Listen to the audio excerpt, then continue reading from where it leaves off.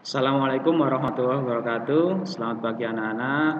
Apa kabar kalian hari ini? Saya harap kalian dalam keadaan baik-baik saja. Oke, pertemuan kali ini Bapak akan membahas tentang berpikir diakronik dan sinkronik dalam sejarah. Jadi ini materi yang pertama. Diingat-ingat, berpikir diakronik dan sinkronik dalam sejarah. Apa itu konsep berpikir diakronis? Berpikir diakronis itu artinya memanjang dalam waktu tetapi terbatas dalam ruang.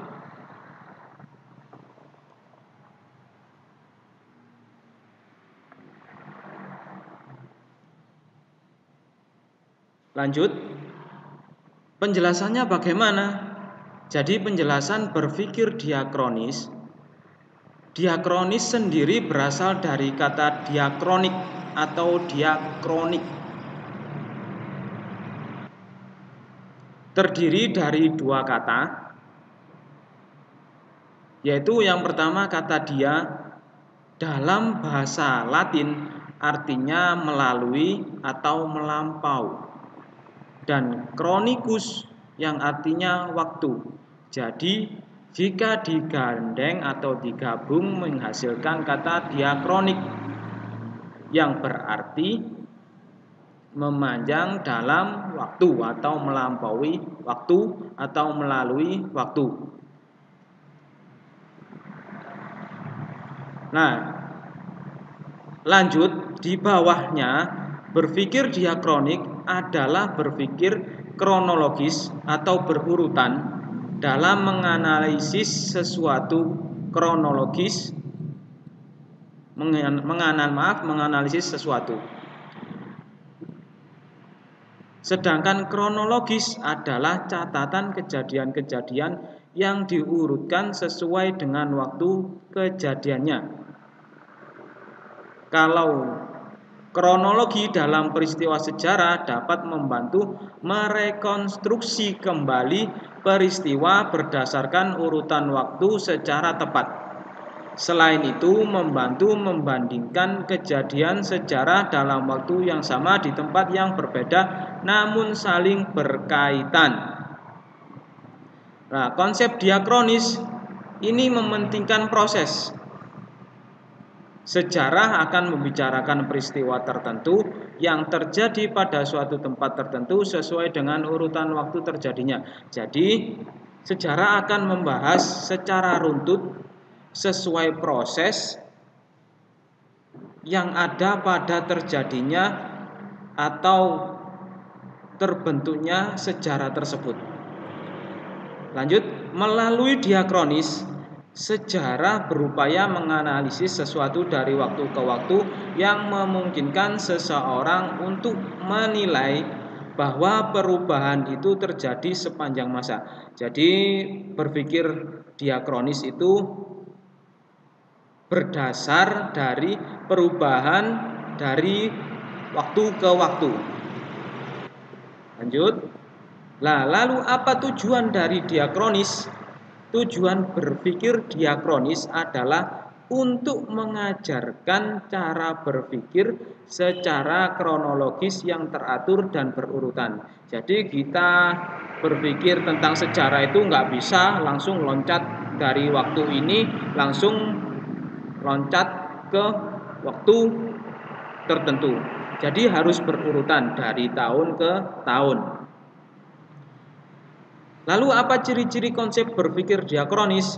Yang pertama yaitu bersifat vertikal, lebih menekankan pada proses durasi, cakupan kajian yang luas, mengurangi pembahasan pada satu peristiwa, mengkaji masa peristiwa yang satu dengan yang lain, terdapat konsep perbandingan.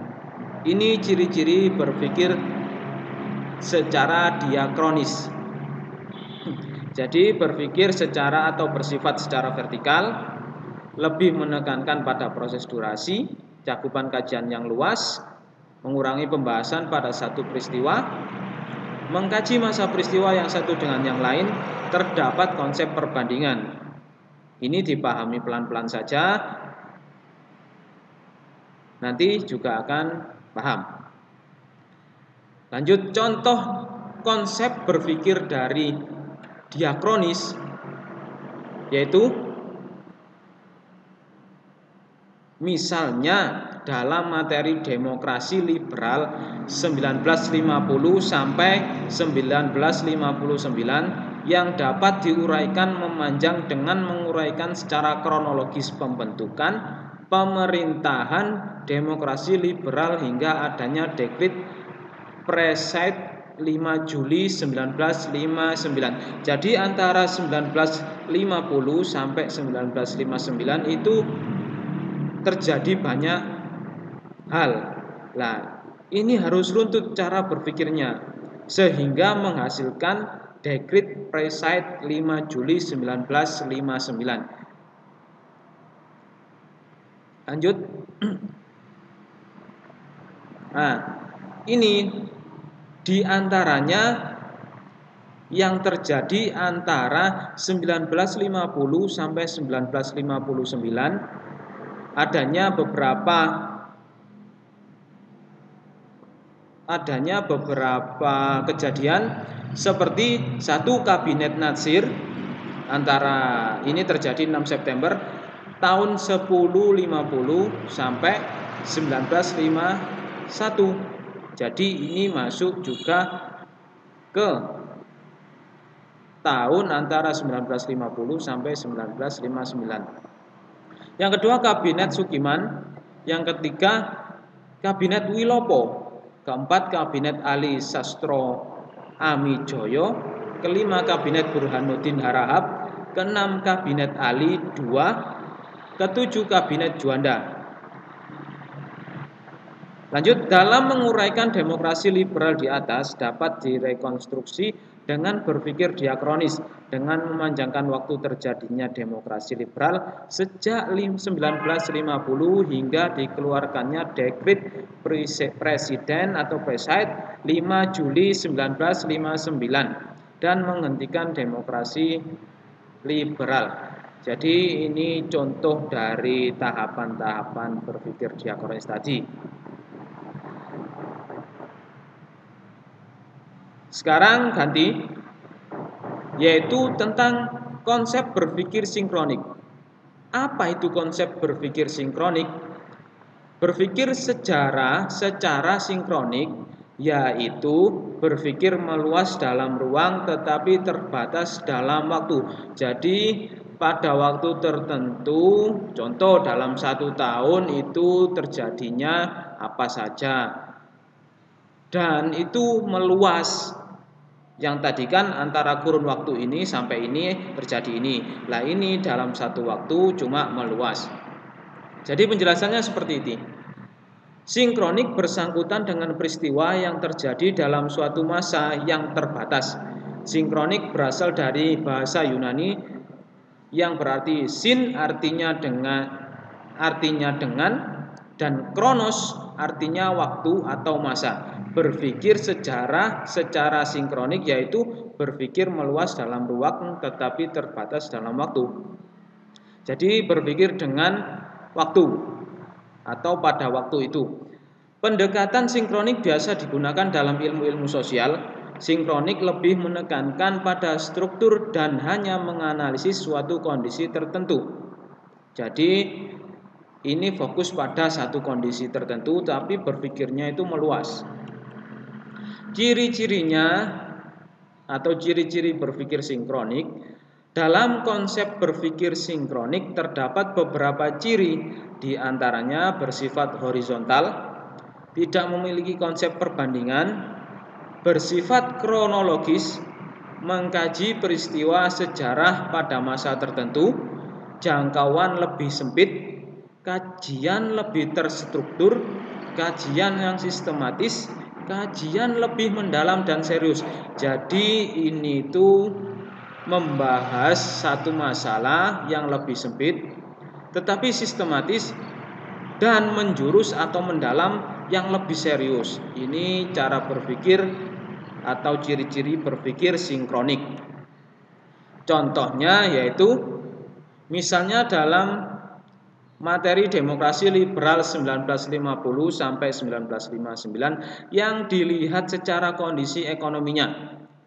Meskipun Indonesia telah merdeka, tetapi kondisi ekonomi pada saat demokrasi liberal masih sangat buruk. Adapun faktor yang menyebabkan ekonomi tersendat pada waktu itu adalah Indonesia hanya mengandalkan satu jenis ekspor hasil bumi. Yang kedua, bangsa Indonesia menanggung beban ekonomi dan keuangan yang telah ditetapkan dalam konferensi meja bundar. Yang ketiga, defisit yang harus ditanggung pemerintah pada waktu itu sebesar 5,1 miliar yang dirancang Belanda. Yang terakhir, pemerintah Belanda tidak mewarisi nilai-nilai yang cukup untuk mengubah sistem ekonomi kolonial menjadi nasional. Selanjutnya, situasi keamanan dalam negeri yang tidak menguntungkan. Tidak stabilnya situasi politik dalam negeri mengakibatkan banyak pengeluaran di luar rencana. Jumlah angka pertumbuhan penduduk yang besar dari uraian ekonomi tersebut dapat direkonstruksikan dengan berpikir sinkronik, yaitu menganalisa permasalahan ekonomi masyarakat Indonesia pada masa demokrasi liberal. Nah, jadi seperti ini. Dengan melibatkan cara berpikir ilmu sosial, maka kajian sejarah akan sangat bermanfaat bagi kehidupan di masa yang akan datang. Pada masa demokrasi liberal dapat dianalisa bagaimana kondisi ekonomi masyarakat saat itu dalam memperjuangkan hidupnya setelah merdeka.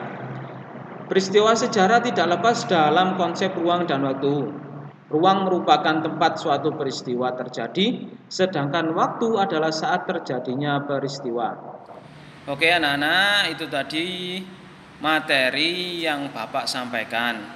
Jadi untuk lebih paham, kalian juga harus mempelajarinya sendiri. Bisa dari internet, bisa dari buku ataupun artikel-artikel yang ada yang sesuai dengan materi tadi. Lah, apabila ada kesulitan, kalian bisa tanyakan kepada Bapak agar lebih paham. Untuk materi hari ini Bapak akhiri. Assalamualaikum warahmatullahi wabarakatuh.